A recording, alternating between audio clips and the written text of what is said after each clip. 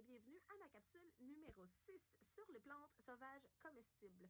Aujourd'hui, une petite plante que j'adore comme couvre-sol et qui remplace avantageusement la pelouse dans les sols acides, la petite oseille. Donc, on peut la voir ici et vous voyez qu'elle est dans un pot parce que j'ai eu la chance d'avoir cette merveilleuse mauvaise herbe en gros guillemets. Si je pouvais faire des guillemets avec mes doigts au lieu de tenir mon téléphone, c'est ça que je ferais présentement. C'est venu avec des plants de fraises que quelqu'un m'a donné et j'étais quasiment plus contente d'avoir la petite oseille que le plant de fraise. Je vous montre de quoi elle a l'air. La feuille de la petite oseille, c'est une vraie œuvre d'art. Voilà, on voit qu'elle a deux petites oreilles. C'est une des façons qu'on peut la reconnaître.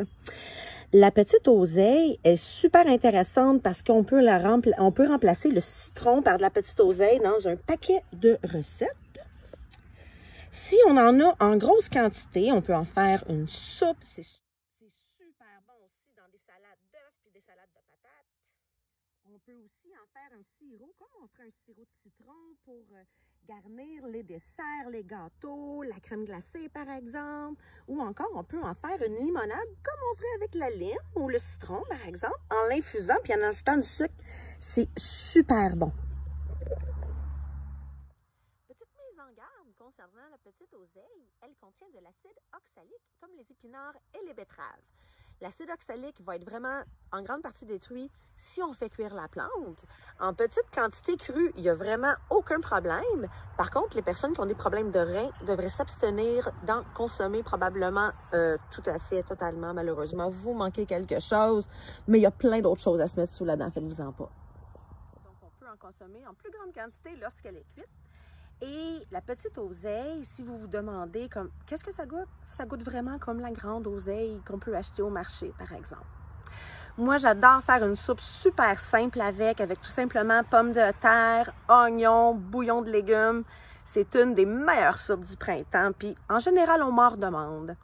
Donc, si ça vous tente d'essayer, trouvez-vous une belle talle de petite oseille. En général, ça pousse en grande quantité. Quand on en trouve un, il y en a plus qu'un.